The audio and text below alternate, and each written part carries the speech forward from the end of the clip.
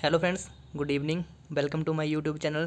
तो फ्रेंड्स, आज 18 नवंबर को जियो पोस्ट कोड 817 और 556 के रिगार्डिंग जो केस लगा हुआ था उसकी आज कंटिन्यूशन में आज फिर से हियरिंग थी।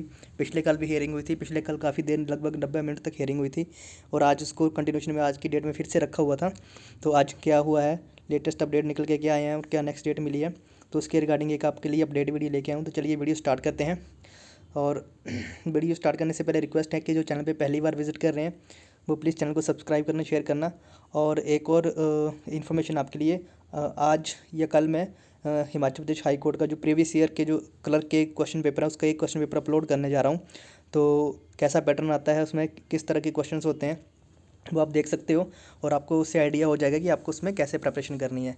और मैंने एक वीडियो भी बनाई थी कि मैंने कैसे तैयारी करी थी अपने टाइम पे और कौन कौन सी बुक्स फॉलो करी थी, तो वो आपको मेरी प्लेलिस्ट में या मेरे यूट्यूब के चैनल पे आपको वो वीडियो भी मिल जाएंगी या उसका मैं डिस्क्रिप्शन में लिंक भी डाल दूँगा।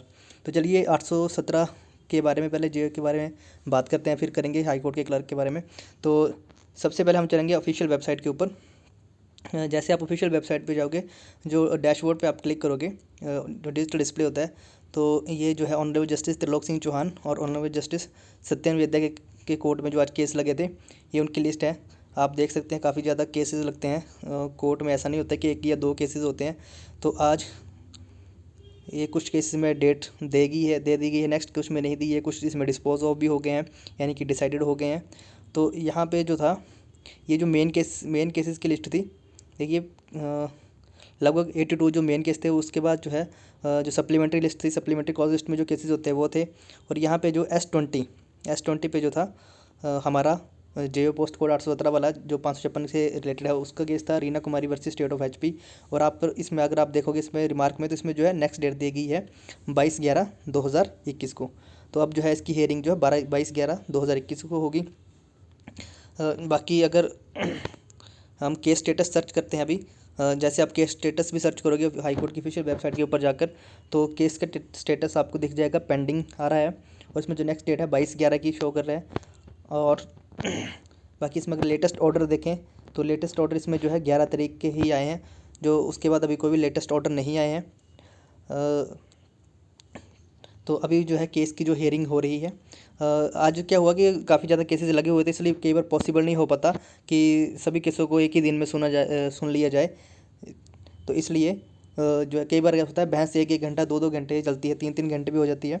तो इसको केस को आज टाइम नहीं मिल पाया कि प्रॉपर इसको हियरिंग के लिए, इसलिए आज इसकी अटेंडेंस लगी और इसको जो है अब जो है 22 तारीख के लिए लगा दी गया है। अब देखते हैं 22 को इसमें क्या आगे कंटिन्यूशन में आगे हियरिंग होती है, क्या इसमें पॉइंट्स रखे जाते हैं दोनों एडवोकेट्स की तरफ से। और एक और इन्फॉर्मेशन मैंने आपको कल की वीडियो में बताई थी, तो बहुत से बच्चे कह रहे थे हमें सर पता नहीं लग रहा क्या कन्फ्यूजन थी। जो जेओ पोस्ट कोड 556 का जो केस जो है हाई सुप्रीम कोर्ट में डिसमिस हुआ है, और इस केस में दोनों में क्या डिफरेंस है। तो एक्चुअली जो सुप्रीम कोर्ट में जो केस लगा है, चलिए मैं आपको दिखाई देता हूँ केस स्टेटस। देखिए सुप्रीम कोर्ट में ये केस लगा था डायरी नंबर 390/46/2019 में, ये थ्रू E फाइलिंग ये रजिस्टर्ड हुआ था एक्चुअली जो है ट्रिब्यूनल कोर्ट में। और उसके बाद जो हाई कोर्ट में जो है जेओ पोस्ट कोड 556 के रिगार्डिंग जो केस हुआ था हायर एजुकेशन के रिगार्डिंग, ठीक है, तो उसका ये केस था। देखिए हायर एजुकेशन आपको समझना है कि हायर एजुकेशन और डिप्लोमा ये दोनों अलग अलग चीज़ें हैं। हायर एजुकेशन इसमें जो था, जो हायर एजुकेशन वालों को जो है कोर्ट ने जो था, जस्टिस ने उनको डिस्क्वालीफाई कर दिया था कि नहीं ये उस पोस्ट के लिए वैलिड नहीं है। जबकि जो डिप्लोमा वाला है उनका अलग से केस है। डिप्लोमा 1 साल का भी होता है, डिप्लोमा 2 साल का भी होता है, डिप्लोमा कंप्यूटर में 3 साल का भी होता है।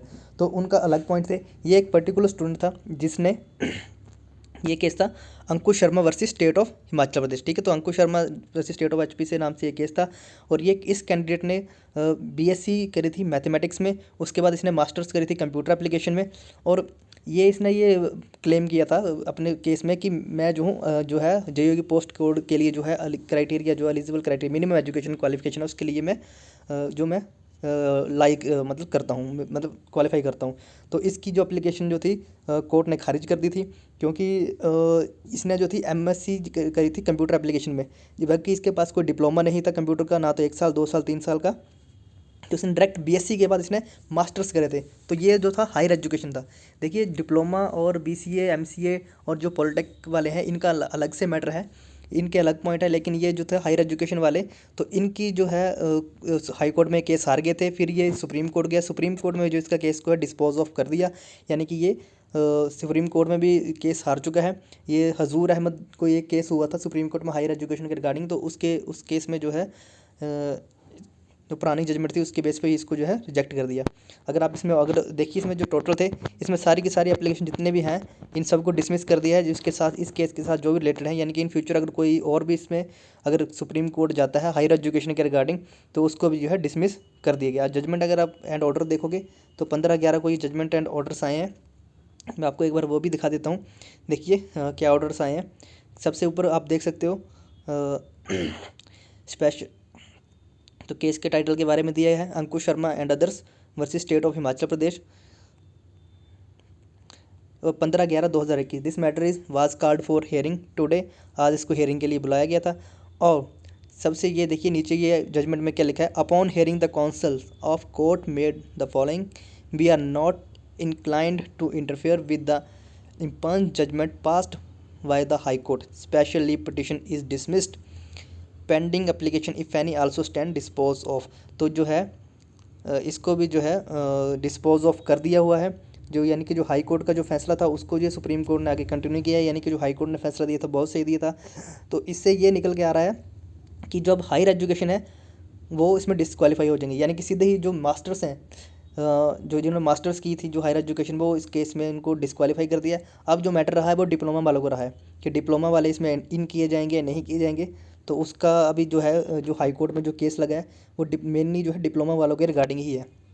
तो अभी देखना होगा कि इसमें आगे क्या इसमें अपडेट्स निकल के आते हैं, जज साहब क्या जजमेंट देते हैं। लेकिन इससे तो ये क्लियर हो गया है कि जो हायर एजुकेशन थे जो मतलब जिनके पास मास्टर्स थी कंप्यूटर में, यानी कि तो सीधे यानी कि जो जिनके पास डिग्री थी या कंप्यूटर की या मास्टर्स थी वो डिस्क्वालीफाई हो जाएंगे।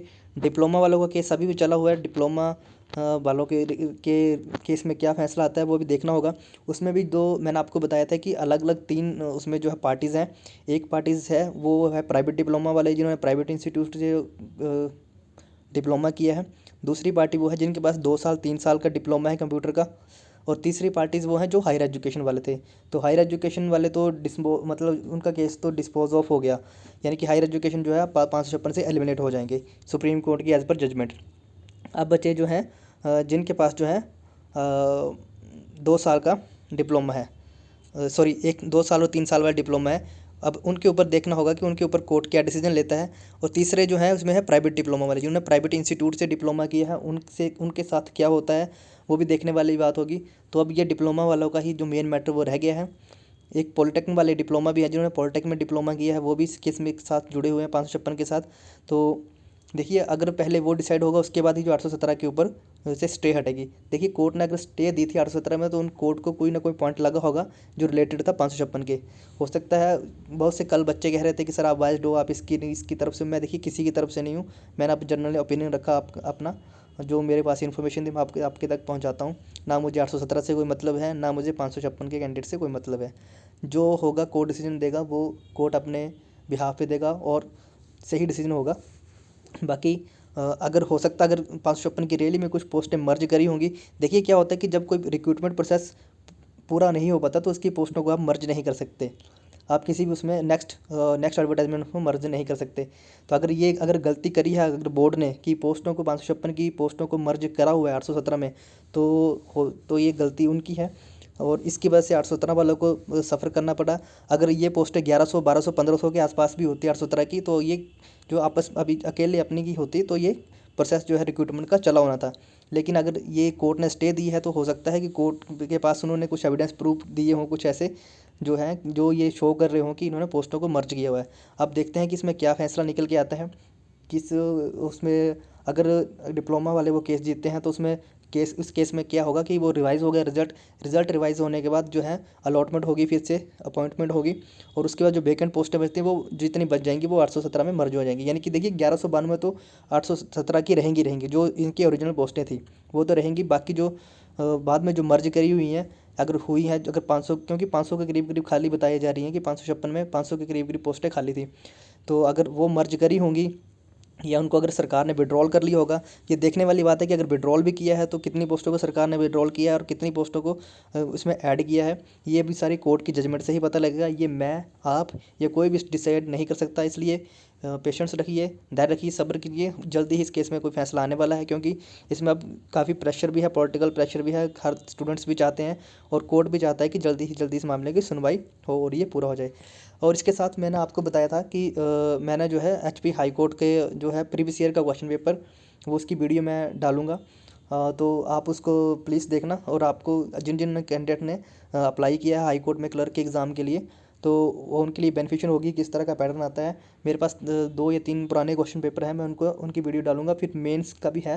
तो पहले मैं आपको प्री के बारे में तैयारी कराऊंगा। प्री के मतलब जो क्वेश्चन पेपर है वो आपको दिखाऊंगा। मेरे पास 3 या 5 अलग अलग पोस्टों के लिए अलग अलग है। तो उससे आपको मोटा मोटा ये आइडिया हो जाएगा कि हाई कोर्ट में किस तरह का पैटर्न आता है, कैसे क्वेश्चन पूछे जाते हैं। और इसके लिए आपको करना क्या है, चैनल के साथ बने रहना है, सब्सक्राइब कर लीजिए, बेल आइकन को प्रेस कर लेना।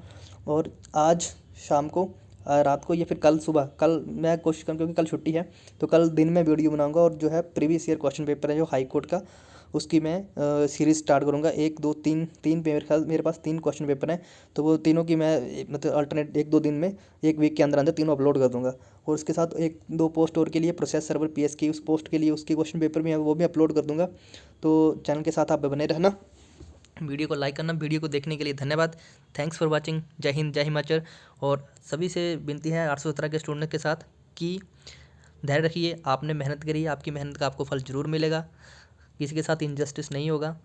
आप नेक्स्ट एग्ज़ाम की तरफ फोकस कीजिए, इसको छोड़ दीजिए, क्योंकि ये हो चुका है। जिसकी टाइपिंग अभी होनी है वो टाइपिंग की प्रैक्टिस करते रहिए, क्योंकि जैसे ही फैसला आएगा इसमें, टाइपिंग उसके 10-15 दिन बाद ही स्टार्ट हो जाएगी। तो जिन जिन बच्चों की टाइपिंग नहीं हुई है वो टाइपिंग करते रहें। ऐसा ना हो कि आप बिल्कुल भी टाइपिंग छोड़ दो। बिल्कुल भी टाइपिंग ना छोड़े। दिन में 10-15 मिनट टाइपिंग की प्रैक्टिस जरूर करें, मतलब 1 या 2 पैराग्राफ प्रैक्टिस जरूर करें। और जैसे ही वो मतलब फैसला आ जाता है उसके बाद आप रेगुलर टाइपिंग कीजिए। दिन में 2-3 घंटे, जो 2 घंटे प्रैक्टिस करते हो 10-12 पैराग्राफ, क्योंकि 15 दिन के अंदर, क्योंकि अब जो है ज़्यादा बच्चे बचे नहीं है, थोड़े से बचे हैं, तो 15 दिन के अंदर अंदर वो टाइपिंग आगे पूरी हो जाएगी। तो वीडियो को देखने के लिए धन्यवाद। Thanks for watching. जय हिंद, जय हिमाचल।